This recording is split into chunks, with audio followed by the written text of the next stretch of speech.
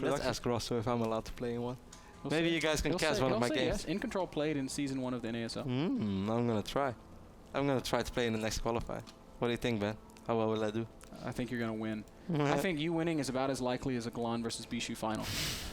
Hey, so me winning the next qualifier is about as likely as a Glon versus Bischu final. Well, Ben, here's some news. Glon versus Bischu final coming up for you right now. First map will be played on Daybreak. This is a best of 5, guys. I don't think I really said that. Yes, you did say that. Hey, but Ben, there's no shame. You've seen me play. You know what I'm capable of. You've seen that macro game against MMA. I remember saying that, Kev, because I said it like 30 minutes ago. Yeah. I said it today. I was there. Bischu versus Glon, our final first map is Daybreak. And, well, you know, I'm pretty eager to see what Bischu shows us here, because if we can say anything about his play style, it's that he likes to make things happen. He's a high aggression player. And I'm eager to see if he sticks to that against Glon, and if Glon is prepared to play against that, more importantly. Yeah, we saw Bischu against Zictomini on Daybreak, and that was a disappointing game. Not only from Zictomini's side, but also from Daybreak's side. Of course, Bischu is, by the way, our Swedish Protoss on the left bottom side, and Glon is our American Zerg. Bischu's going to go Gateway first. The right top side. On Daybreak. Yes, that's what they exactly did against Zictomini. And against Zictomini, he followed it up with a 2-base Immortal Roach Sentry push. And now you guys might think like, well, there's nothing wrong with that. A lot of Protoss players do that. But yes, but Zictomini answered very, very differently against the opening of Bischu. He stayed on 2 bases for a very long time. And not just that, there's a lot of stuff going on right now in the studio, so I'm getting slightly distracted, guys, so don't blame me. But I will punch you in the dick. But my producer is trying to give Ben an extreme makeover right now. Anyway, I'm trying to stay out of this.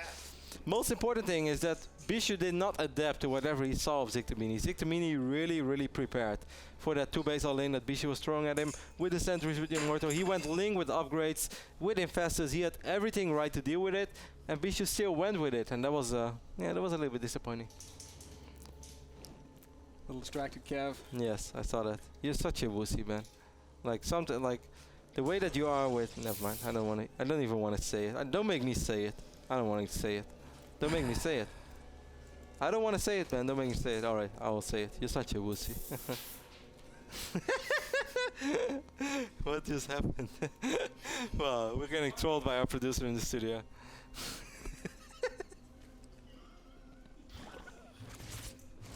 You know, guys, this is all for a special occasion. But that's what's that? Can we please go into game? I'm trying to cast some StarCraft over here. Yes. I will tell you guys all about all the crazy things later today about my weird hair, which was supposed to be orange, but did not really turn out very orange, more red slash a weird color. Well, there's a lot of goofy stuff on the desk right now. Oh, it smells like alcohol. Do you smell that, man? Kev, I'm sorry. A little distracted. Covered in silly string right now. Silly string. I look like the swamp thing. You look like an octopus. I see Glon opening up, not exactly standard, as he's delaying his third base on purpose for a little while. While my producer and Ben are sharing an intimate moment together as he was just kissing Ben's hand. Yes, guys, that kind of stuff is happening in the NASL studios. Sometimes I'm glad that the cameras are actually in-game and not on us. No. Save me. God's sake. Like orange hair wasn't enough yet. I'm actually controlling the freaking camera, guys. What's wrong with you people? Is this like amateur hour or what's... Alright, enough for now. Let's jump in game. Let's cast some StarCraft. What the hell is this? This was my celebration. Apparently there's some kind of party going on today. I didn't get the memo. Yes, this is my celebration, but I did not have silly strings planned in my hair. Now, Kev, we should probably pay attention to the third base right now, which apparently is under fire. Yeah, well, if I have silly strings, catch them. I know, man. I know. Zealots making their way up into the natural of Glon. Guys, we're sorry. It's party time, apparently, at the NASL. And sometimes, well, just gotta cut loose a little, Kev, as these Zealots are being dealt with pretty well by Glon. Glon's only on 35 drones right now. He's so low. He's so low on workers. He's producing more links right now. Speed is more than halfway down. So that third base was extremely late. That's why Bischu was so easily able to force a cancel on it, because there was barely any HP on this base because it was so fresh and new. I'm covered in silly string. Why would you even call it silly strings? That's just what it's called, man. I find it a That's what very they call it in the Netherlands. I have no This idea. is actually called extreme string. I would have no idea how to call that in Dutch, actually. I don't know. I would just call it party stuff. Anyways, guys, we are done, and I will explain you guys all about this later on. Maybe somebody will be able to figure it out at Twitter universe or whatnot. What is a special occasion today? Why do I have something to celebrate? Why do we have something to celebrate? I still don't know what the hell's going on. Third hatch is going to go down once again for Glon. You know, Bischu has made this pretty even in spite of this really awkward opening.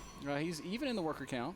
He's still got these zealots out. One thing that he doesn't have is upgrades. His first forge is just finishing, so that could be a little bit awkward if we get some Roach Ling play out of Glon, but we'll see. Well, this is already an awkward game. This is not the standard Daybreak game. As Bischu is opening up the way that he does, it is not as economic as a Forge Fast Expand, but it definitely does confuse your opponent, and that's why Glon is playing a lot more careful as well. The layer is ready right now for our North American Zerg player, and Ben, what a story it would be. I mean, Bischu making it to the NASL Season 4, that is a story.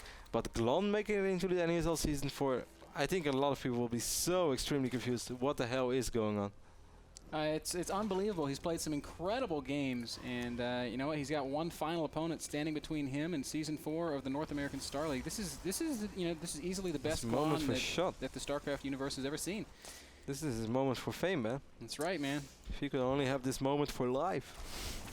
There's a couple of zealots are making his way over to this third base once more. It's going to be 5 zealots, plus 1 is not ready yet. Again, Bischu's going to snipe this hatch. There's no saving it. There is 10 roaches now. That's definitely saving it.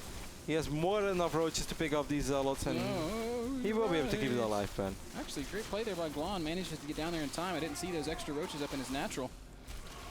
And zealots do go down, so that's a big deal. That's a pretty expensive investment, believe it or not. Now, what Bischu is doing is he's transitioning right into this Immortal play, but critically, Glon has seen it. It was a changeling that the Immortal just killed. So he knows exactly what he's up against. Will he be able to get the engagement he needs? Because this is an okay unit composition against this Immortal stuff, but it's not the ideal unit composition. You need infestors. Or you don't need infestors, but if you have infestors... You need infestors. Actually, Hydras are pretty good against it as well. And even Banelings is silly as it sounds. And Mutas can work also, although not so much for the straight-up fight as for the counter. Wow, this is a lot of sentries. Bischu really loves this heavy sentry Immortal push out of 2 bases. He's even researching the armor crate. Does he have a full wall of? He sure does, but there's no cannon there, and Glon's going to go to work on these gateways.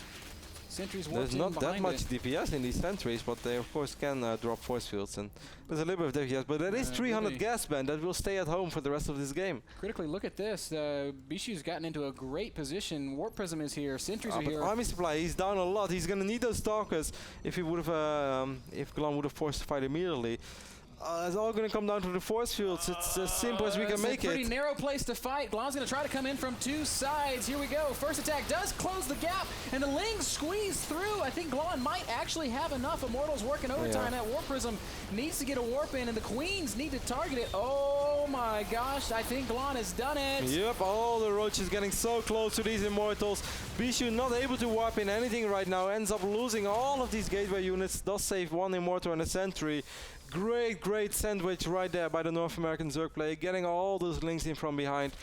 But I must say, man, that was not perfect execution from Bischu either. No, it was not. There were gaps in the force field. The Lings were able to get up on top, and unfortunately for Bischu, he is now facing a brutal roach counter. He has no Immortal. 1 Immortal just popped out. So a single Immortal, 3 sentries, and that is it. He's going to try to go up into the main base with his Warp Prism. That's not going to work. Glon is all over that as well. Great play from the you know, Ben, the worst Zerg. thing for a Protoss player, well, actually, he killed his own forge after he got 1 more upgrade. He's going to need to drop some force fields right now, because these are a lot of units from Glon. Once more, the Immortal once more is going to fall immediately. Excellent focus fire there by Glon, catching that unit out of position and knocking it down. And Bischu's position is just getting worse and worse. He's down 50 supply, and he no longer has the sentry count to make this Immortal composition as scary. Bischu doesn't have anything working for him right now, Ben. He doesn't have a Forge, doesn't have a Twilight, doesn't have a Robo Bay. I think we're going to see the same push once more, just worse. That's actually the best way that I think you could possibly put it. Reminds me a little bit of 1-1-1, except 1-1-1 actually gets better the longer the game goes. Yeah. Unless he wants to make something... No, there's no way Bischu can try to go up to 3 bases. Is there? I mean, there's a way he could go up to 3 base. I don't think there's a way he could win after going up to 3 base. He is going to go ahead and take the middle of the map. Work account shows us right now 69, 70 drones even for Glon against only 52 probes for Bischu. Bischu is whopping in this Nexus right now, Ben. Glon was taking his 4th and he canceled it for some reason. Because I think he saw the units leaving. I think he's afraid of He's another. going to queue up a bunch of spine crawlers. So I think he's actually responding a little bit incorrectly here, as Bischu is taking another base behind this. I feel like Glon's got enough of an army where he can just fight, Kev. Bischu is making that Nexus, Ben, but he's also still being very aggressive on the other side of the map, which surprises me really a lot. Me too, Kev. And he just pokes forward, sees there's no 4th, and turns around and goes home. So what is Glon going to do from here? He made a ton of spines. He's got more of them completing. He's used a lot of his drones. He's down to 60 harvesters. Now he can easily remake them once he feels that he's safe. And nope, doesn't even need to do that. He can just cancel the spines. Well, Bischu is remaking his forts, Ben, after taking out one of his forts. Just kind of gives me the feeling that he should have taken out a warp gate if he wanted to take this to a long game, because... Yeah, he could just continued upgrading. Yeah. Exactly, now he's delaying himself even more. Glon is pretty much maxed out, while Bischu is still at 124 supply. We could see some Contaminate as well, and that's what we see exactly. Contaminate, I should say. So that +2 is going to be delayed even more. Come on, Glon. Finish him! Bischu's managed to make one more scary army, Kev. And does he have Blink? He's going to have Blink.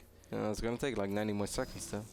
It's a pretty big deal. But there are Infestors out, and it's going to be very difficult for Glon to lose this next engagement, unless he just sits back and waits forever. Unless he burrows everything, and there is no observer. That would be one way.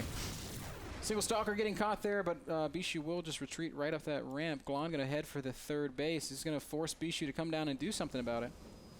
Bischu's army is suddenly growing though. Now 5-6 more Stalkers soon. First Colossus is going to be on the way with these cannons, but the Fungos are going to be able to land so well. The Infestors are a little bit exposed though. It's an okay fight for Bischu. That's a very good fight actually, because all these Lings are not able to attack. And he's not focusing the Nexus at all. He's trying to fight the army. Infested Terrans are going to do some okay damage, but this is kind of what Glon, or what Bischu needed here. Glon has also sent some Roaches up into the natural to counterattack, but he forgot about them. They sat idle for a very long time. Might be able to pick up a Colossus, but there is a War Prism there as well. Bischu is going to micro that Colossus with the War Prism. Very nice hot pick up there. And Bischu stays alive, lives through what could have been the most scary portion of the game. Glon still in a great position, has 30 Roaches spawning right now. He's at 170 supply. His Greater Spire also on the way, so Glon definitely not... Or I keep saying Glon instead of Bischu. Bischu definitely not out of the woods yet, Kev. But it's getting a little bit better. Yeah, it's getting better. He's going to get +2. He has Blink Stalkers now. That's already a lot better than it looked a few minutes ago. This was just very silly. There were like 50 or 60 Zerglings all attacking 3 Stalkers over here. And that was all they were doing all the time. So all the Stalkers of Bischu, which were opposition over here, got a lot of DPS out, while these Zerglings were not able to attack anything. A little bit sloppy from Glon. Also, what did you think about using all the Infested Terrans, Ben? Wouldn't you rather see Fungals? In that instance, yes, because everything was so clumped up. There's a lot of times where I really like the use of Infested Terran. I think that was one when it wasn't ideal. Plop, plop, now plop, this plop. is a time when some Infested Terrans would be pretty smart. Plop, plop, plop, plop. Well, Or we're I guess just the going to Queens use the can just Queens. do the job. You need one more Fungo at least. Full Prism goes down. That's a nice pickup for Glon, as it means basically that he doesn't have to deal with any harassment for the time being. Again, Bischu in a kind of awkward spot, trying to take this 4th base out in front, and his army is so small. If you look at the army supply, he's got half the army supply of Glon. Yeah, but he is getting a Stargate, so I guess he's going to try to get a mothership soon as well. It's a very interesting game, Ben. Yep, started kind of funky, but it's going to end much like the Inca versus Glon game did. With very late game Zerg against some pretty late game Glon is Protoss. maxed out right now. There are 6 Brooders on the way. He's gonna have to go soon. He has 27 Roaches as well, and I love the heavy Roach count while supporting Broodlords, because the moment that Stalkers blink below those Brooders and all the Roaches there, Roaches, they just eat through Stalkers so easily. Certainly with support of all those Broodlings on the ground as well. Come on, Glon, don't let him get the 4th base. That's not how you play He StarCraft. is going to come forward. Here come the Broodlords. He's got a lot of Roachling as well, and Bischu knows there's absolutely no chance of holding that. He's going to have to turtle on 3 bases for the time being and hope that he can get that ultimate army. No, hope he can get Dark Templars out, as he is warping in the Dark Shrine. So of course, guys, when you are behind in the StarCraft II game and you play Protoss, you go Dark Templars. Yep. Or even when you're not behind, you go Dark Templars. Behind, build Dark Shrine. I think that's what Day 9 says. Whatever Day 9 says is true, Of Ben. course. He sure was right about adrenal glands. Best upgrade in the game. Here we go. Glon gonna force the issue on the third base. Broodlords are there. Oh, bring in the roaches as well. Infestors, what are you doing? Sacrificial infestors. He said, hey, I'm so ahead that I'm gonna win without these guys. Finally, some fungals do go down. Broodlords are, of course, invaluable in this situation. Immortals dying very quickly. And Glon just going to crush the army of Bischu and will take this first game. GG. That was quite possibly the worst engagement I've seen, which yet ended in a very one-sided result in the final fight. That's what happens when you have twice the army supply of your opponent, Kev. Sometimes you can just afford. I'm very happy for Glon right there that Bischu did not have 25 to 30 Stalkers and a Mothership, because then I think that would have gone pretty wrong if you would have engaged like that. But still, great game. First game by the North American Zerg player. We'll be right back with game number 2, which is going to be played on Entombed Valley. So that's a good map for Bischu. Stay tuned and figure out who we are going to see in NASL Season 4.